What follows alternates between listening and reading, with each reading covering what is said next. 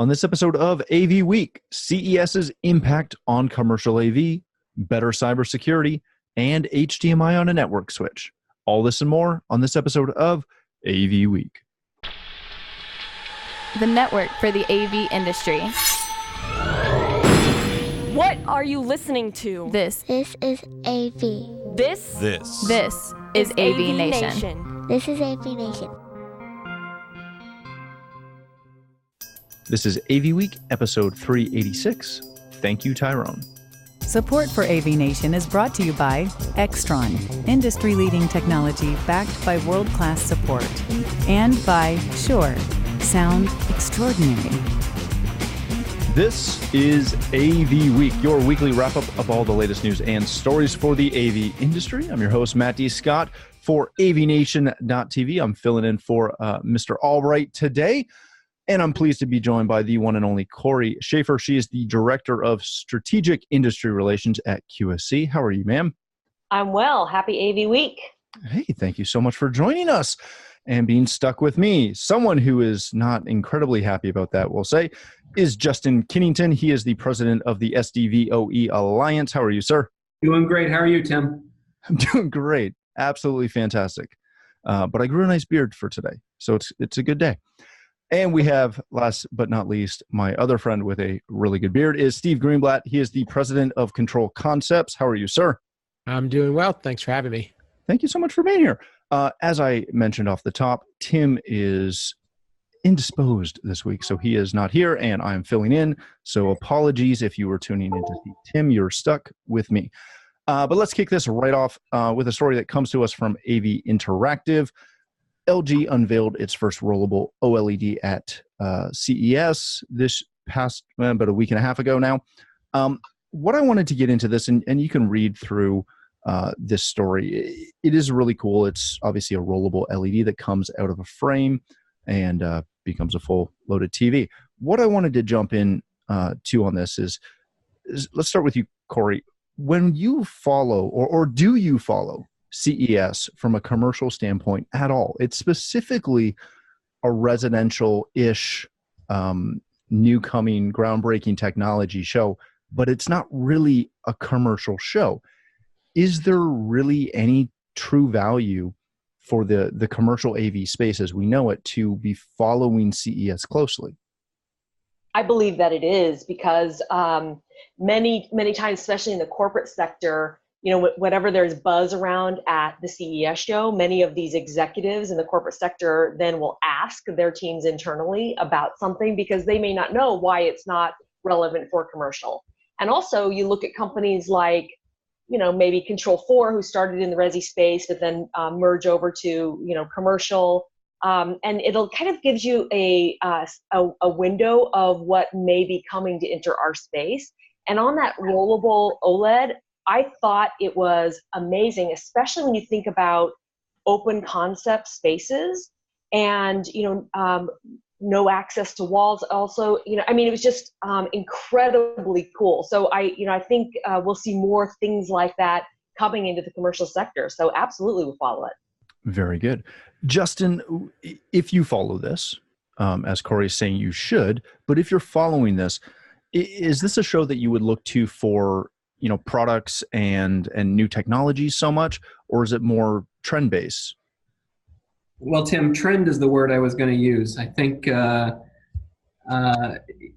it's very important. I really like Corey's approach to say, look, who knows what these executives are going to see and start asking for? We have to be ready to talk them out of it. I think that's a hilarious and good answer.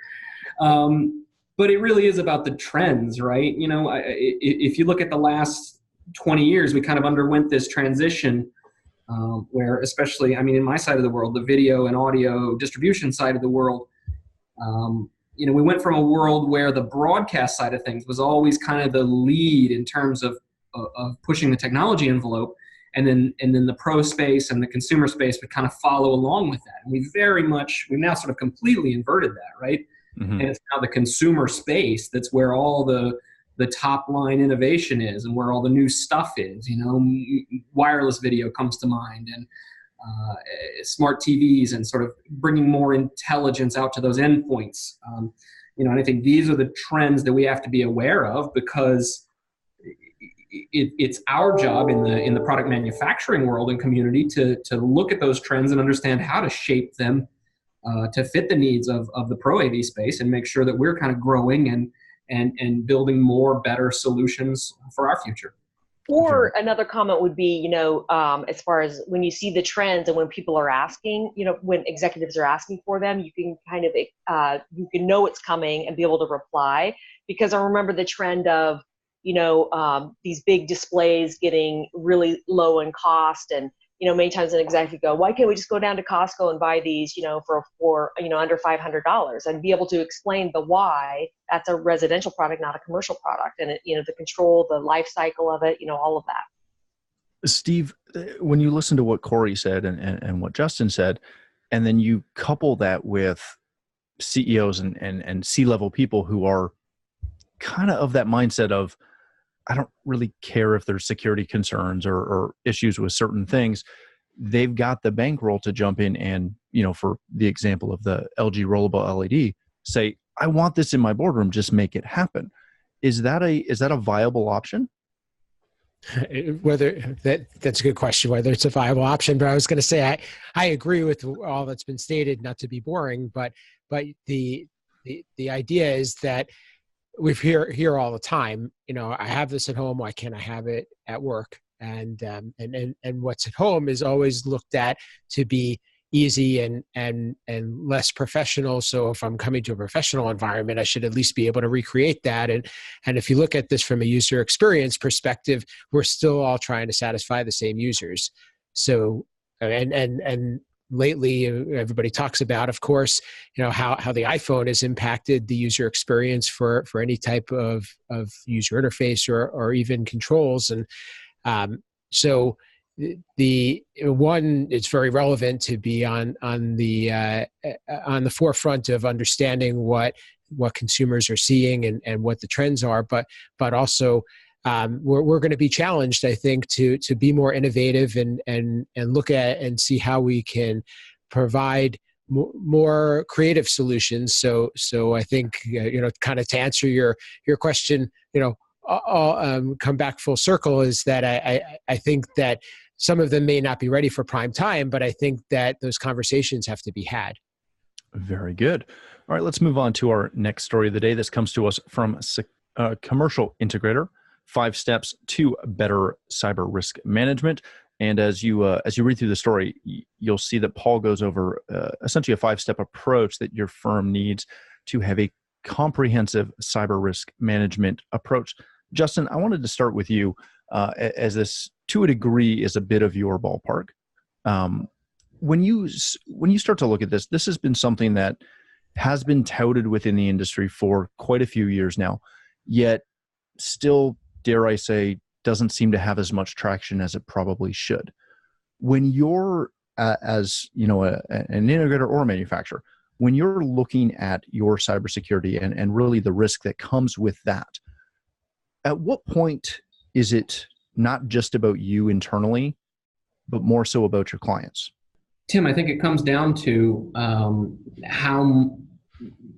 how much of your customer data are you managing and dealing with, right? And the fact that this article does a good job of highlighting is that's sort of more and more all the time for smaller and smaller businesses, right? It's no longer just Amazon.com has our credit card numbers, right? But everybody you interact with has email addresses, has mailing addresses, has phone numbers. Maybe they've got your credit card numbers, and so even small businesses have to now sort of be aware of the tools and techniques that are right to protect the data that you're holding on behalf of someone else. I have to think, and I'm not enough of an expert in this myself even, but I have to think that we'll see a strong marketplace built up around tools designed for that kind of medium to small business, right? It's no longer just the Fortune 500 working on this problem, which is kind of the point of this article. To help folks who don't have a cybersecurity department, right, who don't have cybersecurity experts on staff and on call, to be able to protect their own data, protect users' data, while making sure that their systems are still available and usable, right? I mean, one way to protect the data is unplug everything, right? Problem solved. But but now you can no longer accomplish your function. Mm-hmm. Very good. Steve, you're in a bit of an interesting situation in this standpoint and for this conversation, because you're not a manufacturer, you're not an integrator. You provide code and programming and things such as that. But I wanted to ask you, where does this reliance need to be placed? Is this something where integrators should be placing a large portion of their cybersecurity mitigation on their clients' IT staff, on manufacturers? Is it a blending of both of those, including their internal IT team? So I think the first order of business is to make sure that somebody's protecting the client. And I think we all have to subscribe to that and take responsibility for it and contribute to it. So I would say an integrator is in a great position to be able to own that if they wanted to. And then there could also be other providers that create audits or do some other types of consulting in that area. So it could provide a nice value add. But from an integrator's perspective, I believe that if they're selling a system and the system has a security breach, they're going to be looked upon poorly. So providing education, I think, is important. Bringing the products that are vetted is important, and also having good best practices and practicing them within their own organizations to be able to demonstrate that as a baseline. That'd be what I would recommend. Very good. Corey, you're kind of the sole manufacturer to a degree on today's show. There's been a lot of conversation, especially the last couple of days, if you've kind of followed Twitter, about a report that came out covering the vulnerabilities of a lot of AV products that sit on the network. As a manufacturer, knowing that most integration firms are not primarily IT security firms, they're AV companies that have probably been forced kicking and screaming into IT because everything's moved that way. Where does a manufacturer fit in that conversation of making sure that integrators are able to provide secure products and solutions to clients? So where do manufacturers fit in that? But also, how can manufacturers help integrators really understand the value that they have to place on this? So there's a lot to unwrap there, but I think we have a huge responsibility actually to share any knowledge we have. The sooner the better. We also have an obligation to help educate. Most manufacturers spend time on educating the channel on on their particular products, but there are so many fringe things that we need to be educating on. And in doing so, it benefits the manufacturer as well, because you're viewed more as a trusted authority, a trusted partner, helping all boats rise, so to speak, because we're all educating on things, even if it's not related specifically to the product, but everything, on the network is volatile, right? So I actually was talking with an integrator earlier this week and doing a bit of an interview, and we were talking about like SynodCon does amazing training on audio, and it's not manufacturer specific at all, but yet there's a real need in our industry for people to really understand that all elements of the network and where we have risk and benefit, and that seems to be a bit of a hole because it's so centric to a particular company or manufacturer. Well, let me ask any of you this really. This has been pushed down the industry's throat for a long time, that we really need to bone up on our IT security prowess. I know I've been talking about it for years, that you need to hire IT staff, not somebody who's going to learn it, but you need to bring in true IT professionals on staff and make them an integral part of your company. This still is something that we have to talk about a lot because people don't do it. They don't have these personnel on staff. They don't really focus on it. We keep talking about this. What has to be done to make this really, finally hit home? When are we going to stop having this conversation? I hate to say it, but often we learn more from a mistake than we do from things that are going well, right? And we've had a few stories in our industry, I'm just going to leave those out for a moment to not draw attention. AMX, remember the story about the back door of that? So, unfortunately, we'll probably need to see a bit more of that before people take it seriously. Because again, time is currency and everybody is spending their time just trying to keep up because there's just so much information coming at all of us. It's one girl's opinion. Justin, is it that we need that big, that big issue, that big data breach? Or is it just that we finally have to figure out that we're becoming more IT companies? Well, Tom, I think we'll just end up seeing how it plays out, right? Either the big breach comes and we all have to take a big left turn and adjust, or we start paying attention, get in front of it, and manage this so that the big breach doesn't come. Wouldn't that be the more ideal scenario? But in the end, but all you can do is wait and see, right? Mm-hmm. Very good. All right, let's hit another story that came to us kind of last minute from AV Interactive. There is an Ethernet switch with a product level HDMI integration coming down the pipe. What this is, if you have not seen this, it's essentially an HDMI input and output module that plugs directly into a Netgear 10G modular managed switch and gets HDMI inputs directly onto that product level. Steve, I want to start with you on this. This, to my understanding, is really the first time that we've ever seen this, that we've seen something that is directly plugged into the network with a video signal. No balance, no adapters, nothing, no other endpoints. Is this that next big step of, dare I say, AV over IT convergence? I think it's a big step toward it. I think the easier that we make it for this to happen, the more it's going to happen, and I think that we're now kind of showing the marriage of AV and IT in the same box for the most part, if you think about it, right? And so I think a lot of what's been an issue in the past, right, has been the infrastructure to be able to support these things. So I think the easier that we as an industry, or the more ownership we take about making the network more of a comfortable place for video, for AV, I think it's going to be a huge step for the industry and for clients feeling comfortable and gaining adoption. Very good. Justin, this is a SDVOA Alliance kind of product. This is something that has been really looked for a long time.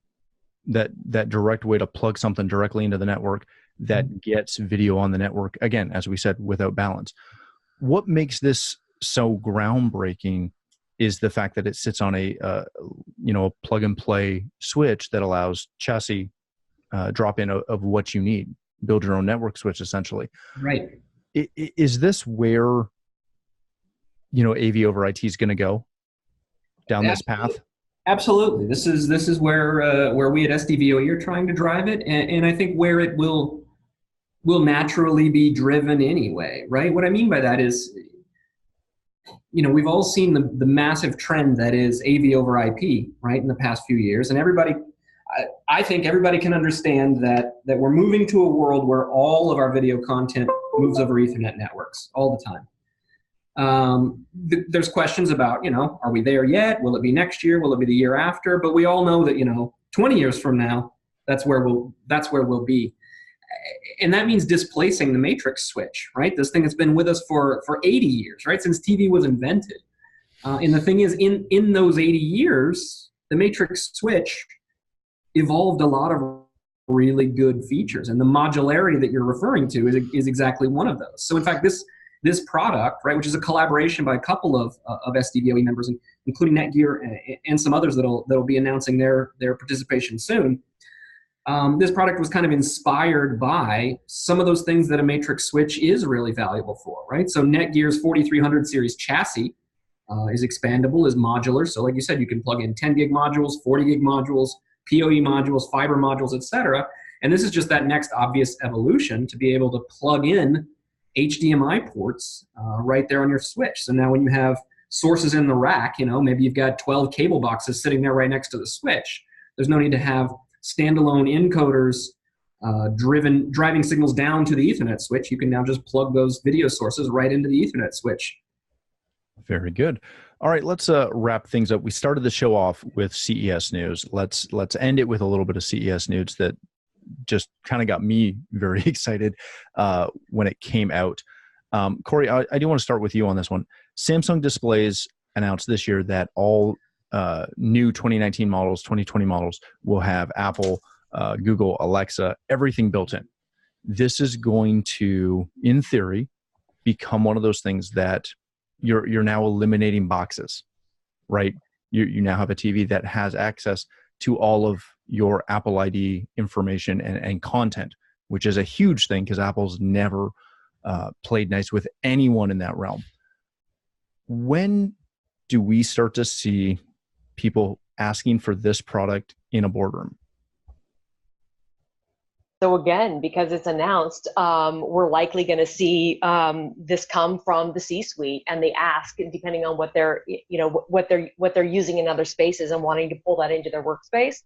And I think what we're really seeing is personalized and customized solutions for the individual or for us talking about in the commercial space, right? So that really is, in my opinion, the future. I mean, people, rather than have them to adapt to us, we need to adapt to them and what they're used to using, what they want to use, and really personalize it. And the more that we can play well with others, regardless of what they're using, I think that'll be the win, versus trying to, square peg in a round hole and get them to adopt to us. So it's real. So, Avix has talked about, the experience, and this is part of the experience, making it really personalized for the space.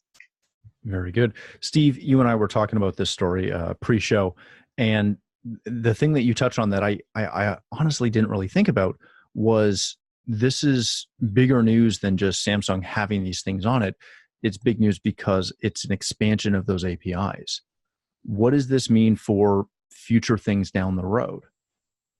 So I think it's a good sign that we're moving away from closed ecosystems. We're not limiting people, and we're giving everyone the ability to interface with the systems and the architecture and the equipment that works for them.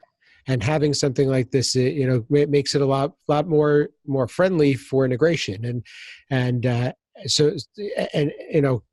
of paralleling it back to the API ideas, an API is, and I'll define application programming interface, is that it allows us to integrate equipment and have things talk to each other. It promotes IoT, and it allows a piece of equipment to almost be more universal rather than be proprietary, which I think is a great sign of the times. Very good. Justin, I'll give you the last word on this. When you look at this and you hear what Corey said about customizing things for the end user, we've seen the industry kind of, to a degree, go away from customizing and simplifying things as much as possible. Where do products like this and that thought of user customization meld? Where do they come together?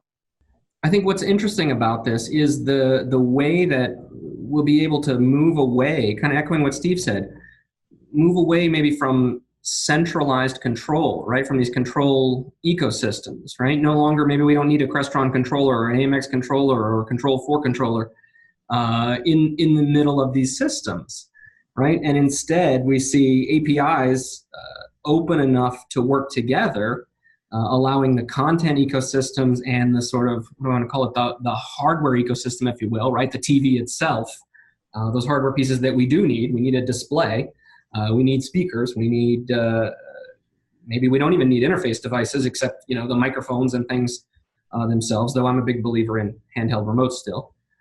But I think what we'll see is that decentralization of control, right? And the move towards a forcing open of these ecosystems, right? Because we talk about, okay, what if we lose those control platforms we just mentioned?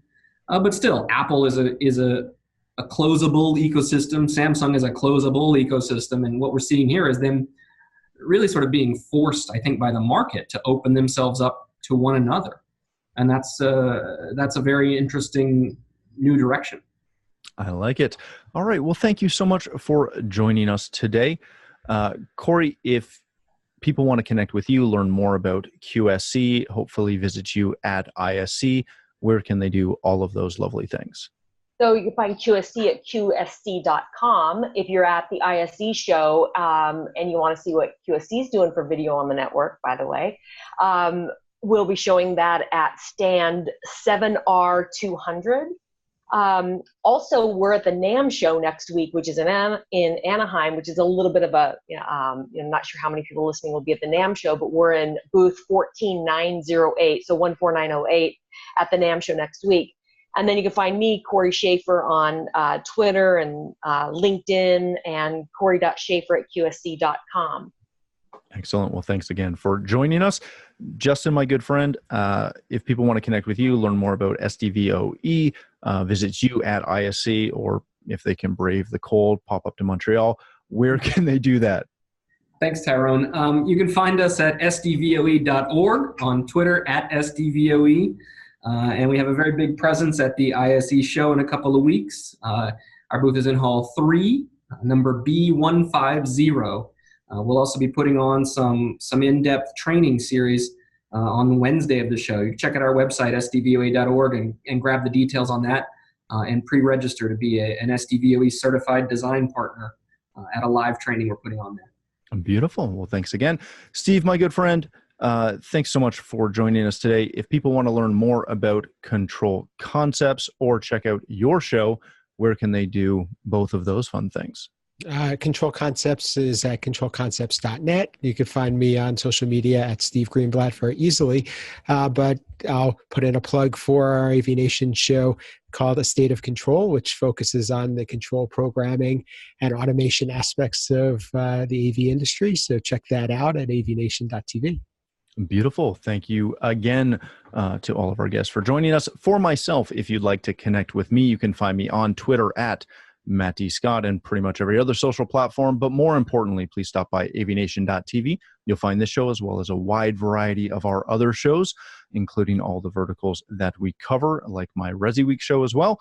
When you visit the website, please take a moment to check out our supporters. We are extremely thankful for their support and ask that you support them as well.